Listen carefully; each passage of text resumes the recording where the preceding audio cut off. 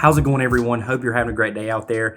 Man, it feels like it's been a while, and I know I'm saying that all the time, but we are constantly on the go. I just got back from a trip to Texas where I was on a shoot, and by the time you guys see this video, me and my wife will probably be on a plane to Chicago to celebrate our anniversary. But I wanted to talk today about my workflow with V-Log, and more specifically V-Log from the S-Body Lumix cameras, so the S1, the S5, S1H. If you remember from my last video, I spoke about how I enjoy working with a V-Log. So what we'll do is we're gonna hop into the computer. I wanna show you how I convert it, how I correct it, how I color it, and really how versatile V-Log is.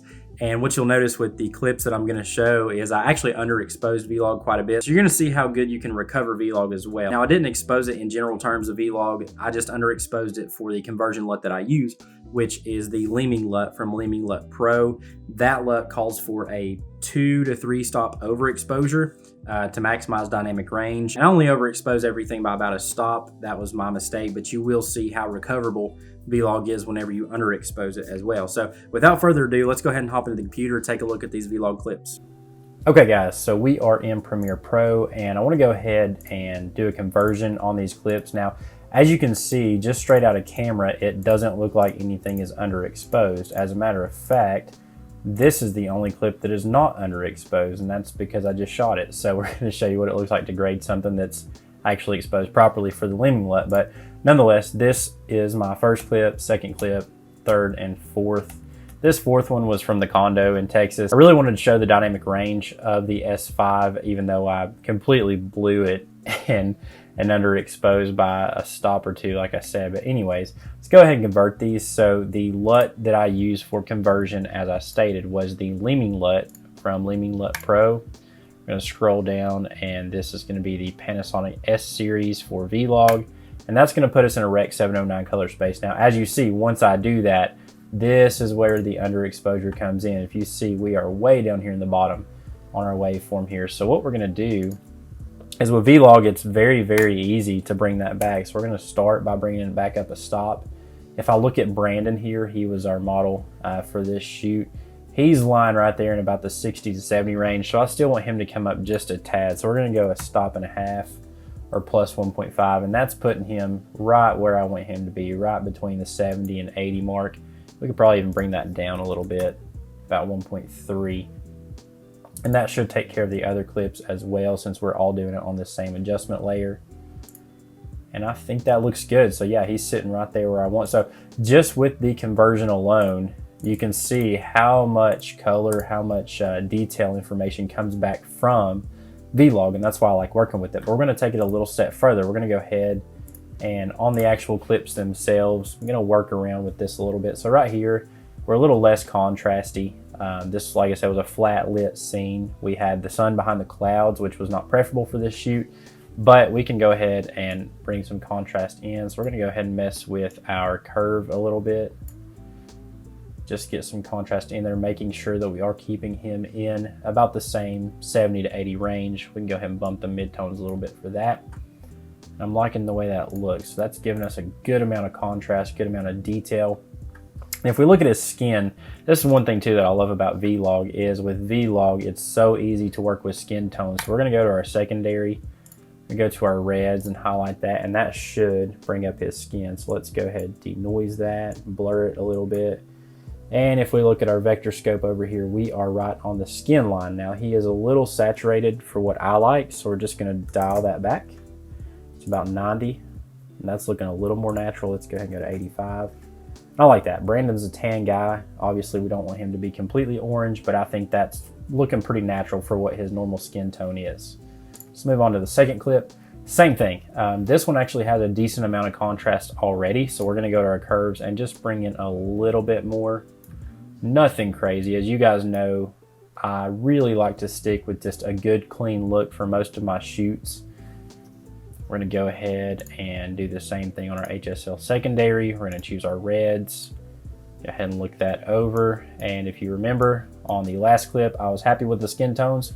We're just gonna desaturate them a little bit, make him look a little more natural. Going to the next clip. Now this scene is a little bit more dynamic because we do have the sun coming in behind Brandon, which is really the look that I wanted for the whole shoot, but we just didn't get that on that day. It was really playing behind the clouds for the most part. Same thing though, we're just gonna bring some more contrast in a little more than is already there, just to really open this footage up and get a good look in there. Bring the mid-tones up some. Happy with that. Let's go ahead and go to the Hsl Secondary. Once again, hit those reds, blur it and denoise it. Pretty saturated there, so we're gonna dial that back.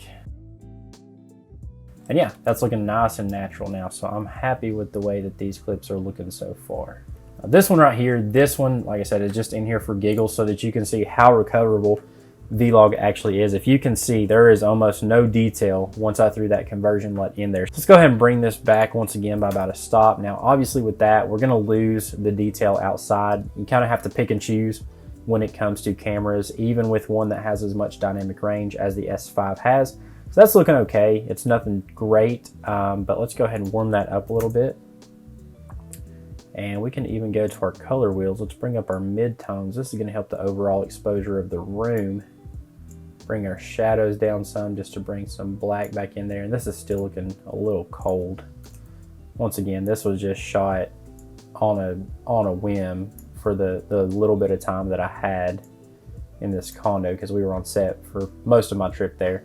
Anyways, very recoverable footage, even whenever you've underexposed it quite a bit, even when you've overexposed it quite a bit. V-Log is very versatile, so that's something that's at least workable. It's not great looking footage at all, and I know that. Now moving to something that's a little more easy to work with. I've already done my conversion on this, as you guys saw, so that's what the V-Log looked like here in my office. There's what it looks like with the conversion.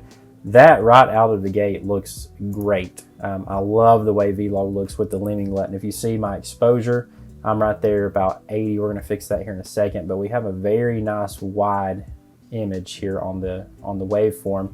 What I'm gonna do though is I hate the way my wall renders the light from my yard. So that green that you're seeing on the wall, that's a reflection from all the bushes and from the grass that we have outside on my gray wall. So I don't like that. We're gonna go ahead and fix that with the Hsl Secondary, and I'll show you a trick here. So I'm happy with the color of my skin. I'm very happy with the exposure on my skin, and even if we look at the reds, I'm right there on the skin tone line. Happy with that, but we're gonna fix the wall. So we're gonna go ahead and invert this. And to counteract all that green, we're gonna go ahead and pull it over a little closer to the blue. And as you see, that's already making my wall look basically the color that it is. It's a gray color. It's got a more blue tone to it.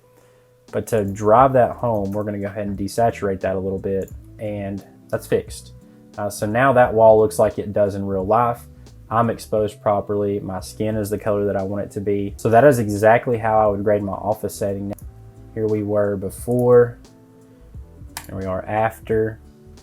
And then we can even finish this off with a little bit of a creative look. So let's go back here to our look. I've got a look adjustment layer, and I've really been digging this LUT right here. This is Duotone, and this is from Color Grading Central, Denver Riddle. He has a LUT pack that has 70 creative LUTs that are absolutely amazing. So I've got this one dialed back to 50%. It's a little strong at 100 for this clip. That gives it like a really urban outdoorsy look, which is the look I like for this type of setting, but we're gonna dial it back some just to not completely lose our greens. I like the green color of Brandon's woods back there. So that is a completed look in my opinion.